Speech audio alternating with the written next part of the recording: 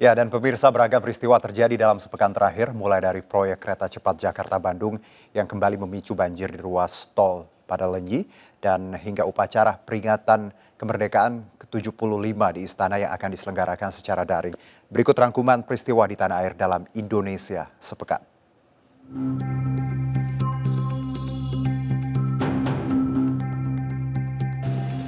Awal pekan ini adalah mulai berjalannya kembali sanksi tilang bagi pelanggar sistem kendaraan ganjil genap di Jakarta. Dengan dua skema penilangan, manual dan elektronik, para pelanggar akan dijerat Undang-Undang Lalu Lintas Nomor 22 Tahun 2009 dengan sanksi denda maksimal Rp500.000 dan subsidi kurungan 2 bulan penjara. Namun, kebijakan yang diterapkan pagi dan sore mulai Senin hingga Jumat itu dinilai banyak pihak tidak efektif karena berdampak pada penumpukan penumpang transportasi umum. Hal ini dapat memicu munculnya klaster baru COVID-19, utamanya di gedung-gedung perkantoran.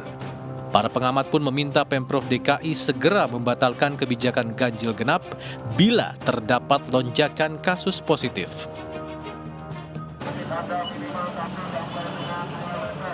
Sementara sejak PSBB DKI dimulai April lalu, angka pelanggaran protokol kesehatan meningkat tajam. Lebih dari 79.000 pelanggar terjaring, bahkan total pengumpulan denda telah melebihi angka 2,8 miliar rupiah. Tak mau ambil resiko, untuk keempat kalinya Pemprov DKI memperpanjang masa pembatasan sosial berskala besar transisi selama 14 hari, yakni hingga 27 Agustus mendatang.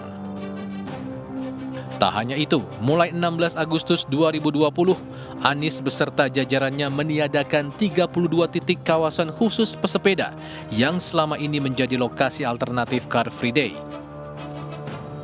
Peniadaan sebagai dampak dari tingginya angka pelanggaran warga terhadap protokol kesehatan saat berolahraga.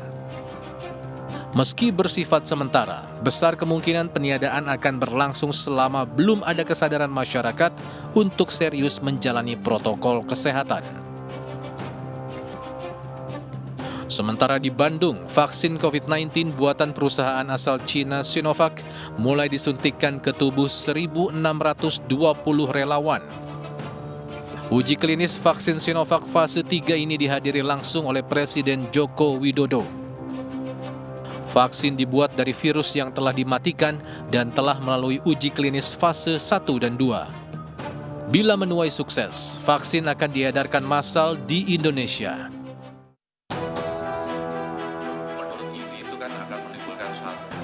Di masyarakat. Kita ke kasus ujaran kebencian. Pentolan band Superman is Dead Jering ditahan Polda Bali karena dianggap mencemarkan nama baik Ikatan Dokter Indonesia. Dalam unggahannya di media sosial, pria bernama asli I Gede Ari Astina itu menyebut ID sebagai kacung dari Organisasi Kesehatan Dunia WHO, utamanya dalam penanganan wabah corona di tanah air. Meski demikian, Jering sudah menyampaikan permohonan maaf atas pernyataannya itu.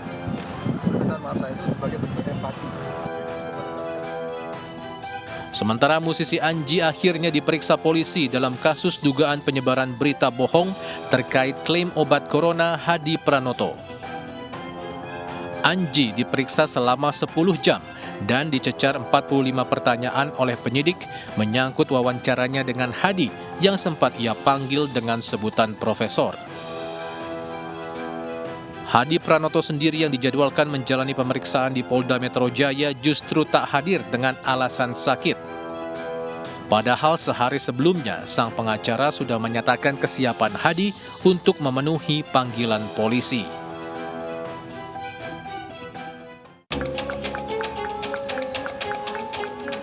Kita ke Cimahi, proyek kereta cepat Jakarta-Bandung kembali mengakibatkan banjir. Kali ini, ruas tol Padalarang Cileunyi terendam 50 cm, tepatnya di kilometer 130 Kecamatan Cimahi Selatan, setelah diguyur hujan deras. Banjir menyita 2 lajur di kedua arahnya, hingga menimbulkan kemacetan sepanjang 4 km selama berjam-jam. Sementara itu, kecelakaan maut terjadi di ruas tol Cipali, kilometer 184 wilayah Cirebon, Jawa Barat. Tabrakan melibatkan mobil travel dan sebuah minibus dari arah berlawanan. 8 orang, yakni sopir dan penumpang mobil travel, meninggal di lokasi kejadian. Sementara 16 lainnya, 8 penumpang travel dan 8 penumpang minibus, terluka di bagian kepala dan kaki. Hasil olah TKP menyimpulkan kecelakaan dipicu sopir travel yang mengantuk dan hilang kendali atas kendaraannya hingga oleng ke jalur seberang. Dari Kabupaten Karo, Sumatera Utara, pasca erupsi pekan lalu, Gunung Sinabung terus mengeluarkan abu vulkanik dengan ketinggian kolom mencapai 5.000 meter. Bahkan abu yang turun ke perkebunan warga berdampak terhadap gagal panen yang menimbulkan kerugian puluhan juta rupiah. Warga setempat yang bermukim dalam radius 3 km dari puncak gunung diminta untuk menghentikan aktivitas di luar rumah dan selalu waspada. Sementara fenomena alam berupa awan berbentuk gelombang menyerupai tsunami terlihat di langit kota Molaboh, Kabupaten Aceh Barat. Warga setempat sempat panik lantaran dari kejauhan terlihat seperti gelombang laut yang sangat tinggi. Namun BMKG Molaboh menjelaskan bahwa fenomena ini disebut awan Arcus yang menandakan akan terjadi hujan dan angin kencang. Meski demikian, BMKG meminta warga tetap tenang karena hanyalah fenomena alam biasa. Seorang pengusaha ekspedisi bernama Sudianto ditembak orang tak dikenal di Ruko Royal Square Kelapa Gading, Jakarta Utara. Korban ditembak 4 kali dari belakang. Polres Metro Jakarta Utara sudah merilis sketsa wajah 2 terduga pelaku berdasarkan keterangan saksi dan rekaman kamera pengawas.